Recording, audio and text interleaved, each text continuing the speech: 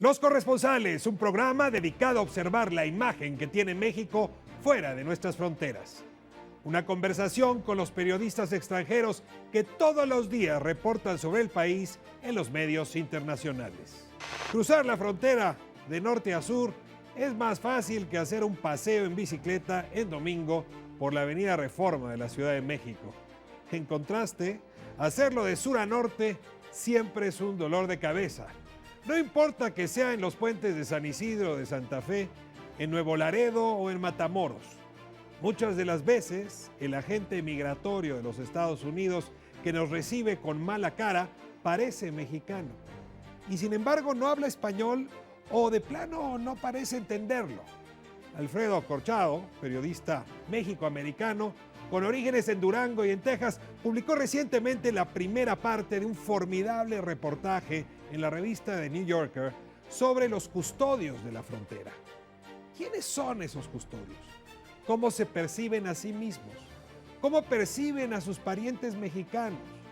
¿Cómo son, de su lado, percibidos por el resto de la sociedad estadounidense?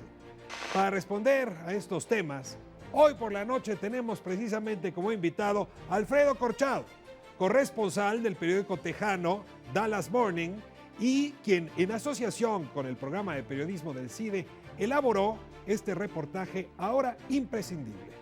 Soy Ricardo Rafael y esto es Los Corresponsales. La compañía alemana Germanwings realizaba el trayecto de Barcelona a Düsseldorf. Y más allá de las largas colas, los consumidores del área metropolitana de Caracas denuncian. Não resistiu aos tiros que levou no peito e na barriga. A little bit east of Martin Trench. Venga para acá, señor. ¿Qué parte de México eres?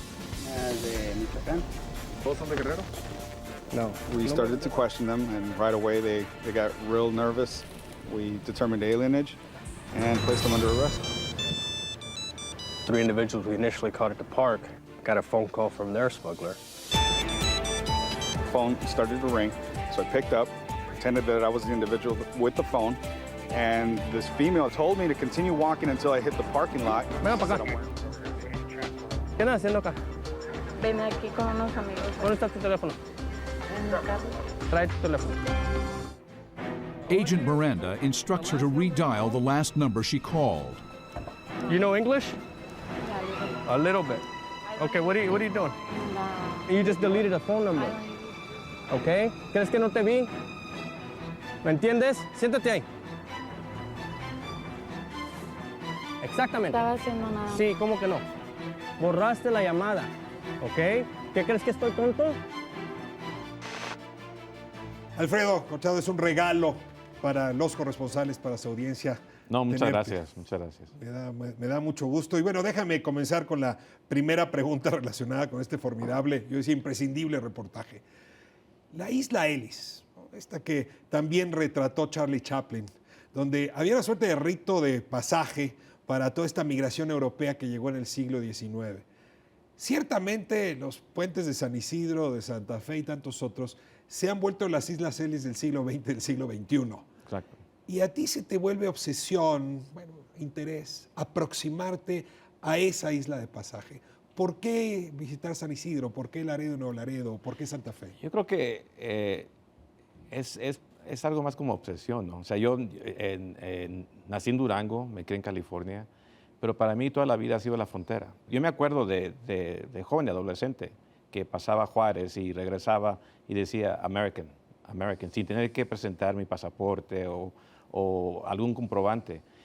Hay lugares, por ejemplo, cerca de Presidio, Texas, donde los niños de México cruzaban fácilmente a Texas, a esperar el autobús, a ir a la escuela. ¿Pero tú dirías es con el Tratado de Libre Comercio? O sea, los 90 es el Tratado de Libre Comercio. El Tratado de Libre Comercio empieza con un agente fronterizo, Silvestre Reyes, y empieza en lugares como McAllen, como Brownsville.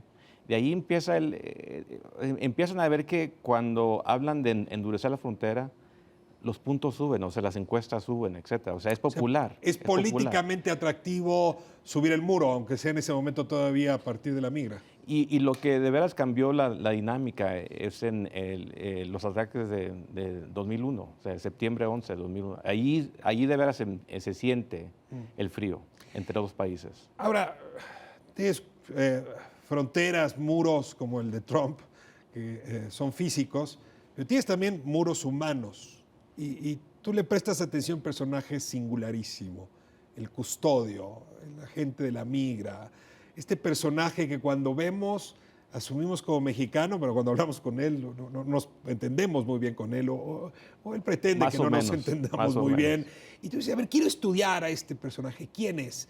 Y déjame lo comparo, cuando uno va a un antro, está el cadenero del antro que dice, tú pasas, tú no pasas. Exacto. Bueno, se repite justamente en estos puentes ese cadenero de antro, que sería el custodio. Estoy caricaturizando, pero ¿me entiendes? Mira, yo creo que a través de los guardianes quería yo ver lo complejo que es la frontera, ¿no?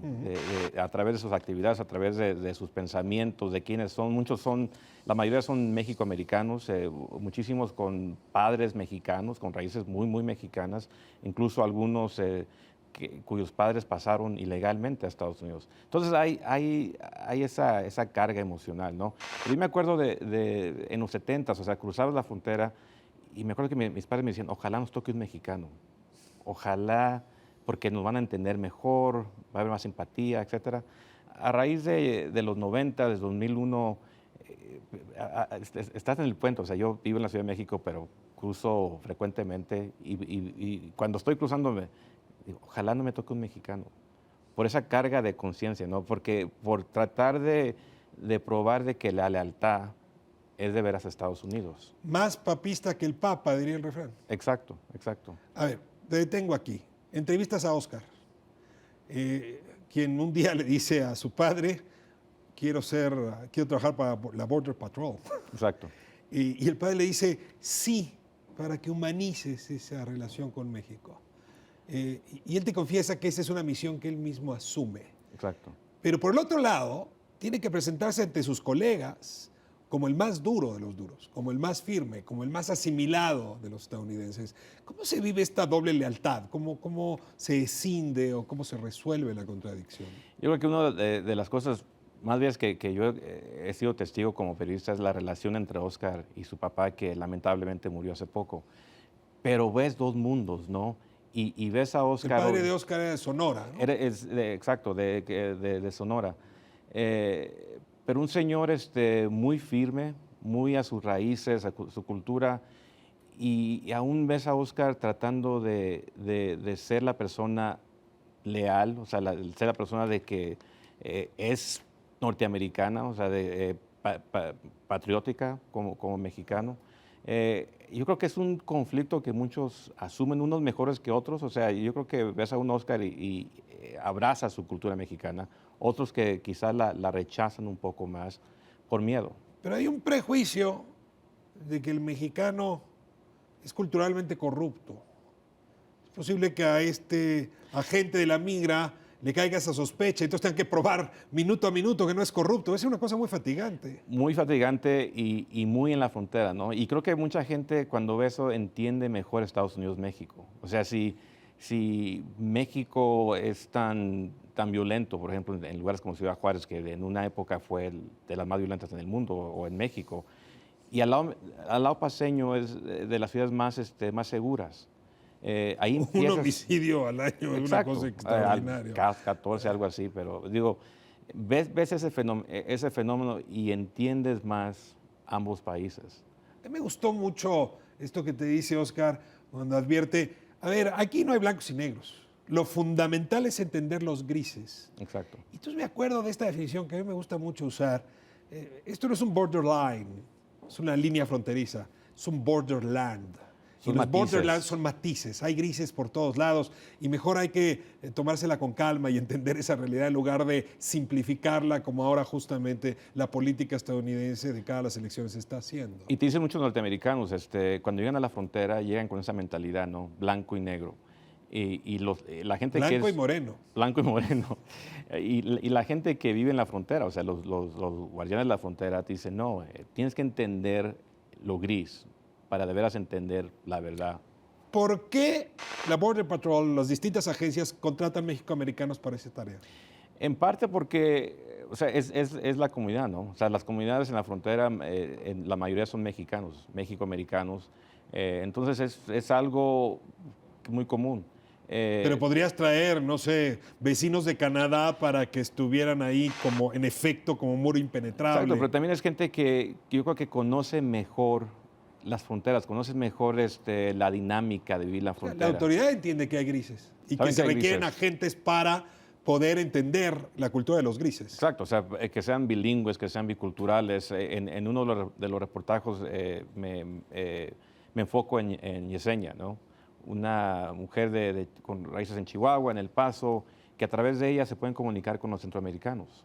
O sea, los refugiados que vienen de Centroamérica la ven cómo ella puede atraer a las madres que traen a sus niños. Y es algo que ella se convierte como en vocera, o sea, como el rostro de la migra. Muy curioso porque es una especie de guardia mezclado con embajador y cónsul. Exacto. Ahí hay esa... Excelente, o sea, es exactamente lo que son. Alfredo, Son el puente, son un puente entre dos países. un puente humano, Exacto, como el puente de Santa Fe, como el puente de San Isidro. exacto. ¿Por qué el New Yorker se interesó en tu pieza? ¿Por qué la publica? Pues hay que preguntarle al New Yorker, pero yo creo que me gustaría pensar que el reportaje estuvo bueno, de que hubo muchísimo apoyo de Periodismo CIDE, que es proyecto de ellos. O sea, desde el principio ellos, para mí, o sea, como alguien de la frontera, fue lo que más me orgullece, ¿no? El hecho de que fue gente del DF la que pensó en esto. O sea, porque uno como fronterizo dice, no, pues esto es de todos los días, esto es una rutina. Para traer al debate. Y esa novedad yo creo que fue lo que le atrayó al New Yorker, ¿no? De ponerle una cara fresca a un tema de que en este año se va a discutir, como dices tú, con las elecciones, con la campaña, se va a discutir todos los días. Y ahora con lo que pasa en París. Pones a Trump en el centro y sí pones varias veces la voz de este personaje. ¿Tú dirías que estos medios, digamos, mainstream, que se encuentran en el centro de la discusión mediática estadounidense, van a ir tomando temas de este tipo con más frecuencia? Es decir, van a salir del Dallas Morning News para pasar al New Yorker, que el propio Trump está forzando un tratamiento distinto de los asuntos. Yo creo que especialmente después de los ataques en París, ha cambiado bastante la retórica. O sea, siempre ha sido la frontera es insegura, que también es un reflejo de la paranoia que hay en Estados Unidos, ¿no? Porque si vives en la frontera dices, bueno, ese es de los lugares más seguros que hay, especialmente al lado norteamericano. Pero yo creo que a raíz de los ataques, el enfoque va a llegar aún más. ¿Peor que 2001? ¿Peor que después del ataque a las Torres Gemelas? Yo no sé si peor, pero estamos en un año electoral. Y la frontera, para mí, siempre es una piñata, ¿no? Pégale a la frontera y ves cómo te va a ir bien en la campaña. Te caen dulces. Exacto, te caen dulces. Ahora, del otro lado, hay quien quiere abrazar a los latinos. Hablo de Hillary Clinton, de Jeb Bush. Es decir, frente a Trump, ahí el otro lado. Entonces, te quiero preguntar, y esta es la última, la pregunta final, si va a haber un endurecimiento, pero es probable que también del otro lado hay una posición más flexible. ¿O sientes que esa otra posición se va a eliminar? No, yo siento que esto empieza un debate, que va a ser un debate muy, muy fuerte. Todo depende de lo que pase de aquí a, no sé, las próximas semanas, próximos meses. Se habla mucho de, o sea, entra el miedo otra vez, entra la paranoia en Estados Unidos otra vez. Y eso es lo que tú como fronterizo, yo como fronterizo, me preocupa, ¿no? De dónde vamos a quedar esta vez, dónde vamos a quedar. Es como dije hace un momento, es un privilegio tener tu mirada, tu interpretación de las cosas. Lamentablemente, desde Washington, desde el Distrito Federal, se mira con mucha distancia, con telescopio, esa realidad que acaba siendo muy influyente en Washington y en el Distrito Federal. Y traductores, puentes, embajadores, como tú desde el periodismo, seguramente nos ayudarán a ilustrar mejor, a afinar mejor la comprensión de este fenómeno. Muchas gracias, Ricardo, porque yo como periodista sí me siento que soy parte de ese puente, ¿no?